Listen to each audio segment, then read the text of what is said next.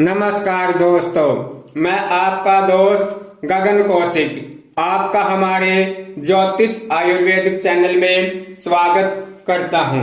आज फिर हम आपके सामने एक नया विषय लेकर उपस्थित हुए हैं। तो आज का जो हमारा विषय है वो है शुक्र की दृष्टि का फलादेश। पिछली वीडियो में हमने चर्चा करी थी शुक्र देव की दृष्टि लगन से लेकर षष्ठम भाव के ऊपर डलती है तो क्या फल देती है, क्या दोष देती है। इस वीडियो में हम चर्चा करेंगे जब शुक्र की दृष्टि सप्तम भाव से लेकर द्वादश भाव के ऊपर डलती है तो क्या फल देती है, क्या दोष देती है।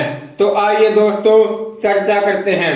जब लगन में बैठकर शुक्र देवता सप्तम भाव को देखता है तो जातक अत्यधिक व्यभिचारी करने वाला होता है।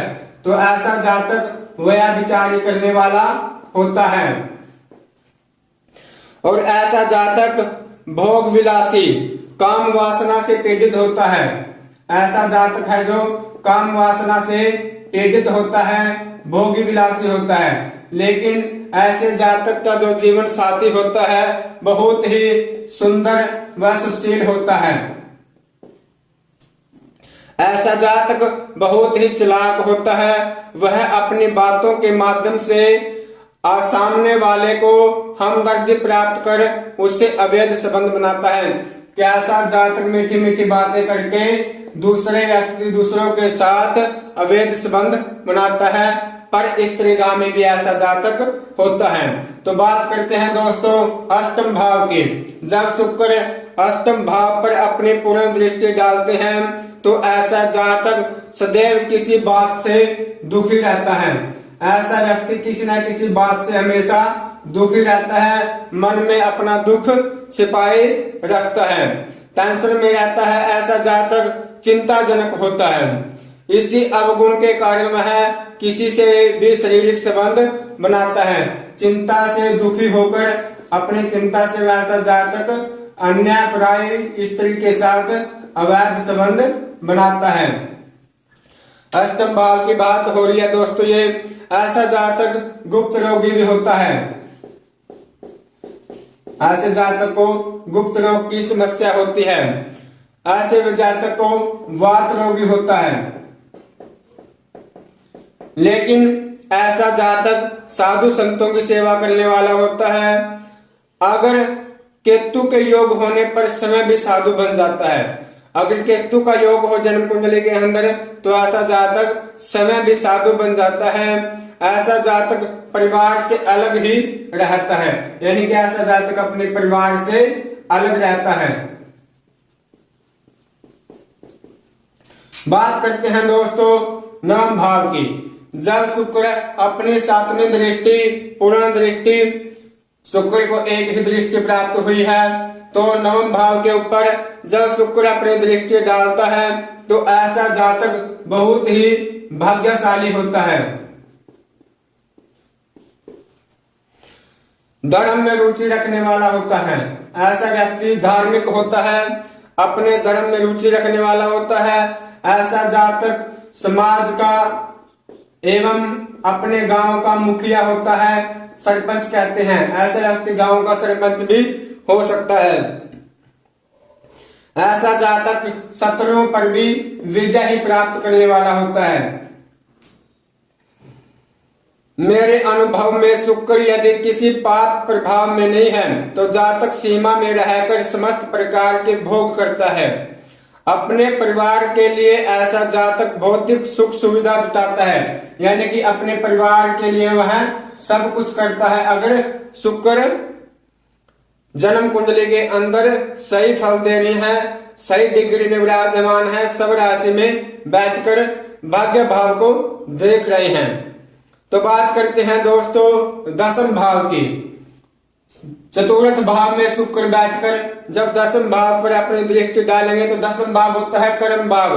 कर्म भाव पर शुक्र की दृष्टि से जातक राज्य से लाभ कमाता है।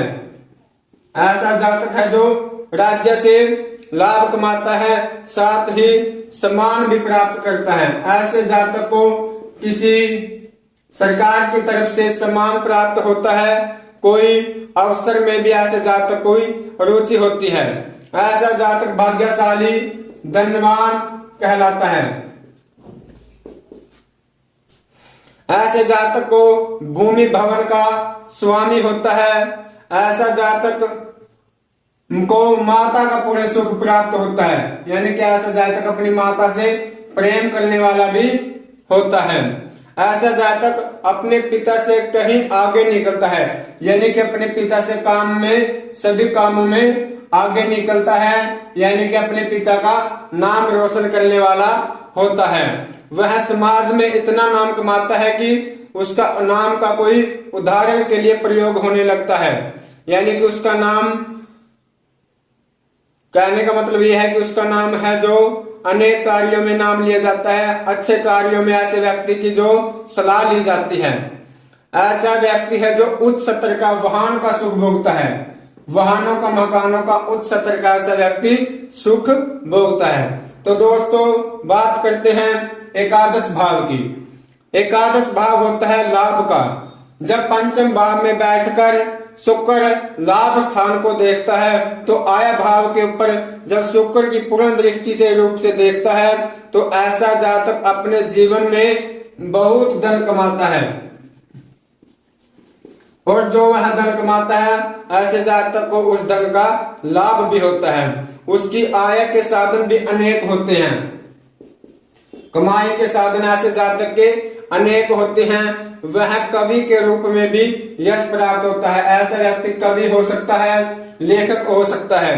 साथ ही ऐसे जातक को कन्या संतान का सुख भी प्राप्त होता है, और वह कन्या बहुत ही सुंदर होती है, परंतु अवैध संबंधों में अधिक विश्वास करता है। ऐसा जातक है जो अवैध संबंधों के कारण में विश्वास करता है। तो बात करते हैं दोस्तों छठे भाव के ऊपर, यानी कि जब छठे भाव के में शुक्र बैठते हैं तो द्वादश भाव पर अपनी दृष्टि डालते हैं। तो बारहवां भाव किस चीज का होता है? व्याकार। ऐसा भाव जातक अत्यधिक खर्चीले स्वभाव का होता है, खर्चे बहुत करता है। ऐसा जातक जितना भी धन कमाता है उतने ही ऐसे जातक के खर्चे होते हैं। उसके पास समस्त प्रकार के भौतिक सुख की सामग्री होती है, यानी कि ऐसे जातक के पास अनेक वाहन, मकान, सभी सुख की सामग्री ऐसे जातक के पास होती है। लेकिन क्योंकि ऐसा व्यक्ति शत्रुओं से बहुत दुखी रहता है, ऐसे जातक के शत्रु बहुत होते हैं। ऐसा जातक अल्पवीर्य के साथ वीर्य रोगी भी होता है। अवैध संबंधों में ऐसा जातक विशेष रुचि रखता है। ऐसे जातक हैं जो अवैध संबंधों में रुचि रखता है। गलत कार्यों में ऐसा व्यक्ति अपने मन को ले लेता है और बाद में पछतावा होता है ऐसे जातक को।